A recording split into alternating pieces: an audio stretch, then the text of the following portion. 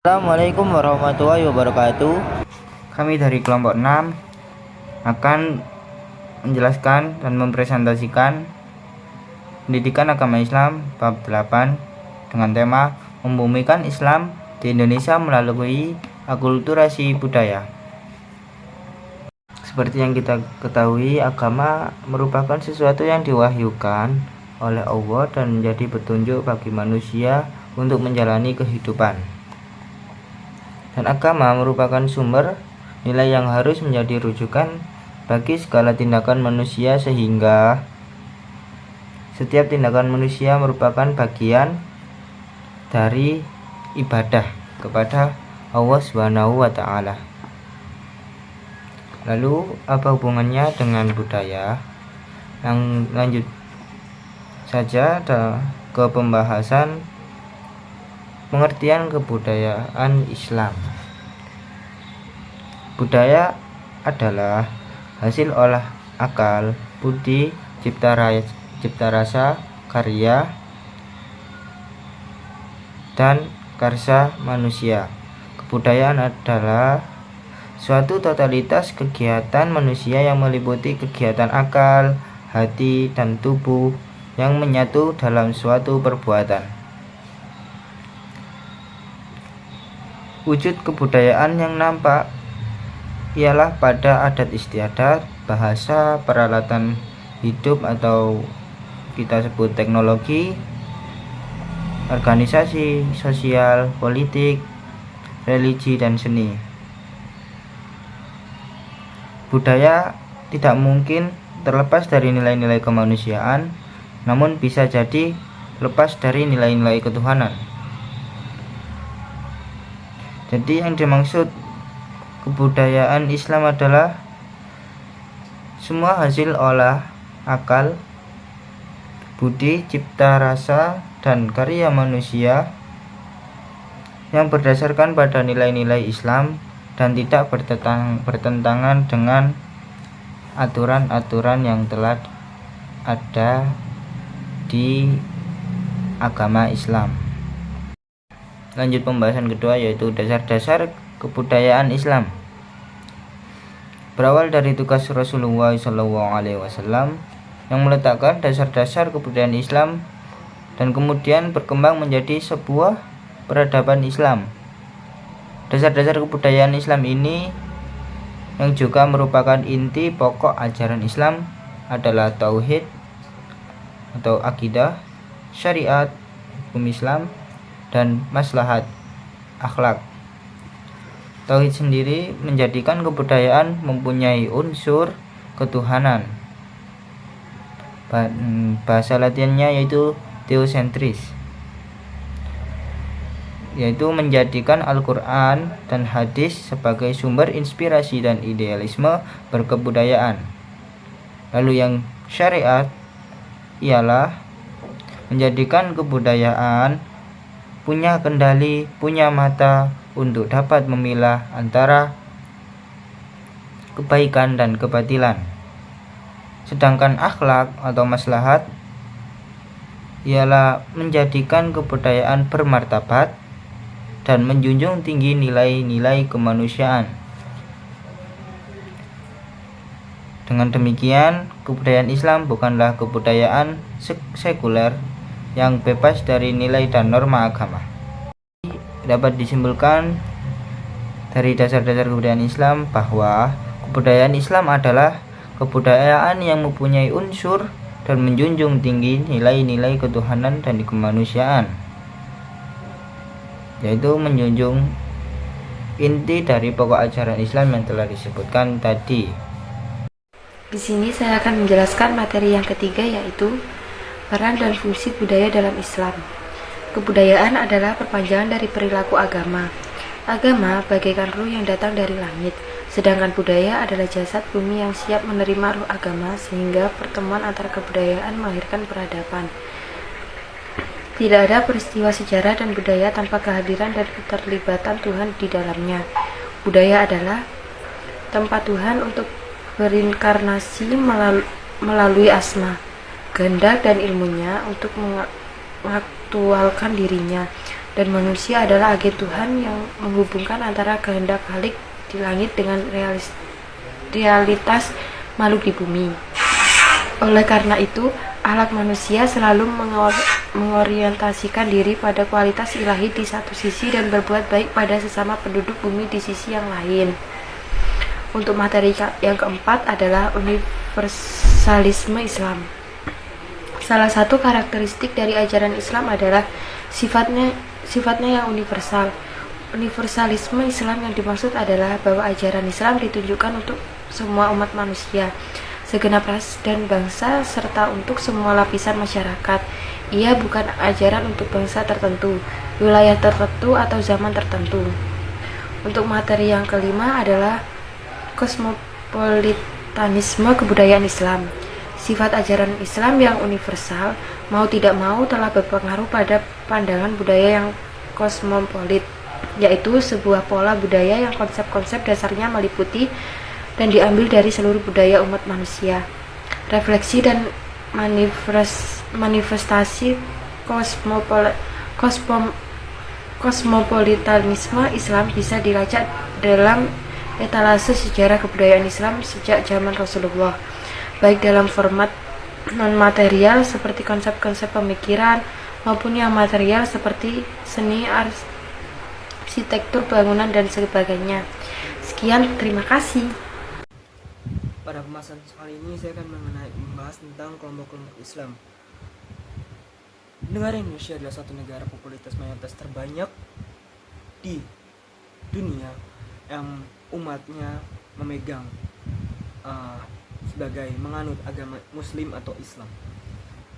Pasti banyak sekali juga kelompok-kelompok dalam Islam yang berada di kalangan Negara Kesatuan Republik Indonesia, yang dimana Allah juga sendiri berfirman bahwa perbedaan adalah suatu rahmat yang diberikan olehnya, di mana itu diberikan rahmat oleh Tuhan kepada Negara Kesatuan Republik Indonesia dengan menganut mayoritas terbanyak umat Muslim. Ada beberapa cara meningkatkan bagaimana kita lebih paham, kita lebih mengerti kita sebagai umat Muslim harus seperti apa dan bagaimana. Nah, makanya kelompok-kelompok ini diberikan dan juga dibuat oleh petinggi-petinggi ataupun beliau-beliau yang mendirikannya.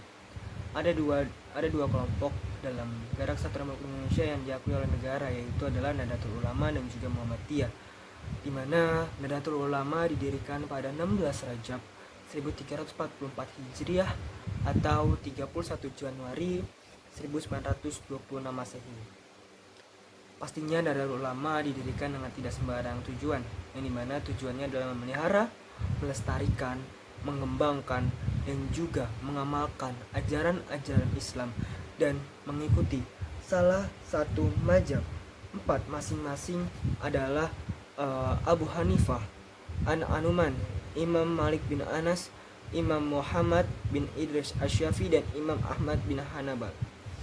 Adapun yaitu Muhammadiyah, yang dimana Muhammadiyah memiliki tujuan-tujuan tersendiri, yaitu adalah keagamaan, pendidikan, dan juga kemasyarakatan, yang dimana Muhammadiyah juga memiliki ataupun mengikuti salah satu 4 mazhab, yaitu adalah Imam Syafi'i, Imam Maliki, Imam Hambali, dan juga Imam Hanafi. Dan juga kedua organisasi ini juga berfokus ataupun juga berfaktor dari Al-Quran dan juga hadis, karena umat Muslim, umat Islam yang berpatokan kepada Al-Quran dan juga hadis dalam kehidupan sehari-hari dan juga kehidupan beragama dan juga kehidupan yang ada di dunia. Lalu munculnya perbedaan faham atau aliran-aliran keagamaan dalam kalangan umat Muslim adalah ketika suatu teks dalam Al-Quran yang dipraktekkan oleh Rasulullah Shallallahu Alaihi Wasallam atau dikontekstualisasikan sesuai dengan fakta yang sedang berkembang. Beberapa faktor penyebab ditulis oleh Adeng kapasitas intelektual menjadi syarat dalam memahami teks Al-Quran. Yang kedua adalah latar belakang sosio-kultural, yang dimana adalah latar belakang sosio dan kultural ini sangat berpengaruh dalam perbedaan paham atau aliran-aliran yang ada di Negara Kesatuan Republik Indonesia. Lalu yang ketiga adalah dinamika kehidupan ekonomi dan politik sangat mempengaruhi pemikiran dan pemahaman umat muslim, yang dimana banyak sekali pemahaman dan juga dinamika kehidupan ekonomi dan politik yang berada di Negara Kesatuan Republik Indonesia memberikan suatu pemahaman yang berbeda-beda dalam umat muslim. Tapi itu bukanlah sebagai suatu penghambat, tapi itulah sebagai suatu pengajaran dan juga cobaan yang harus dilalui bagi umat muslim yang ada di Negara Kesatuan Indonesia dalam menjadi negara umat muslim jauh lebih baik. Lalu ajaran Islam mengutamakan persaudaraan, yang dimana kita harus bertoleransi sebagai umat Islam yang sesuai dengan ukhuwah Islamiyah, yang dimana sesungguhnya orang-orang Islam adalah bersaudara. Karena itu damaikanlah kedua saudaramu dan bertakwalah kepada Allah supaya kamu mendapatkan suatu rahmat. Quran surat Al-Hujurat ayat 10. Lalu pembahasan selanjutnya adalah saat Rasulullah SAW wafat, sebagai contoh persoalan politik penunjukan pemimpin sebagai pengganti Rasulullah SAW. Dan persoalan tersebut mencatat ada beberapa aliran dalam agama, yaitu adalah Qadariyah, yaitu adalah suatu pecahan dari Horowitz, memiliki pendapat bahwa manusia memiliki kebebasan dalam bertindak yang berhak dirinya sendiri. Aliran Horowitz muncul pada saat terjadinya pertentangan politik mengikut Muawiyah dan Ali yang berakhir dengan perdamaian. Yang kedua adalah setelah Qadariyah itu Jabariyah, merupakan pecahan dari Murji'ah, manusia tidak mempunyai kebebasan dalam bertindak. Lalu yang ketiga adalah Mu'tazilah. Mu'tazilah adalah merupakan kaum rasionalis di kalangan muslim, serta menekankan alat akal pikiran dalam memahami semua ajaran dan keimanan dalam Islam. Dan yang keempat adalah Asy'ariyah dan Mu'tadariyah, pendapatnya pada posisi antara Qadariyah dan juga Jabariyah. Itu adalah salah satu saat Rasulullah SAW wafat, ada sekali beberapa aliran agama Islam yang muncul pada saat itu. Lalu sejarah Islam juga mengenal kelompok Sunni dan juga Ahlussunnah wal Jamaah. Kelompok ini muncul sebagai upaya rekonsiliasi untuk menyelesaikan akibat fitnah perang saudara terjadi antara awal sejarah Islam. Lalu apa aja sih penyebab munculnya perbedaan dalam aliran umat Islam? Antara lain adalah adanya pergolakan politik dalam negeri. Lalu yang kedua adalah mengalirnya pemikiran non-muslim. Yang tiga adalah akibat proses perubahan kultural dan politik dari masyarakat tradisional ke modern, dari politik regional ke dunia. Lalu adalah munculnya berbagai aliran tersebut juga menjadi cobaan untuk menguji pemahaman umat Islam tentang keberagaman dalam keberagaman.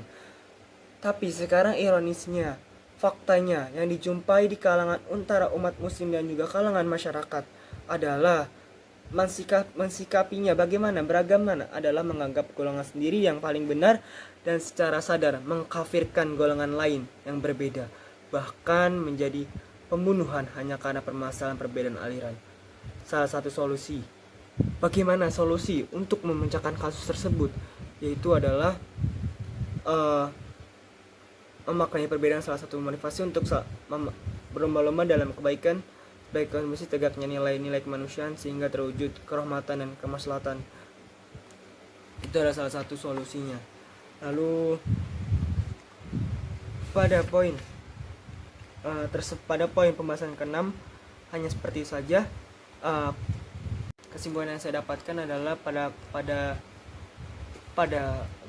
pembahasan ke-6 ini adalah banyak sekali perbedaan-perbedaan, bukan hanya terjadi pada saat ini, tapi sudah terjadi pada zaman Rasulullah SAW, dan Rasulullah SAW bisa menghadapinya dengan baik, dan kita juga pasti di zaman modern ini kita juga bisa menjalankan jauh lebih baik, asalkan kita menegakkan nilai persaudaraan yang tinggi di kalangan umat muslim dan tidak membeda-bedakan golongan ataupun ras yang ada pada umat muslim.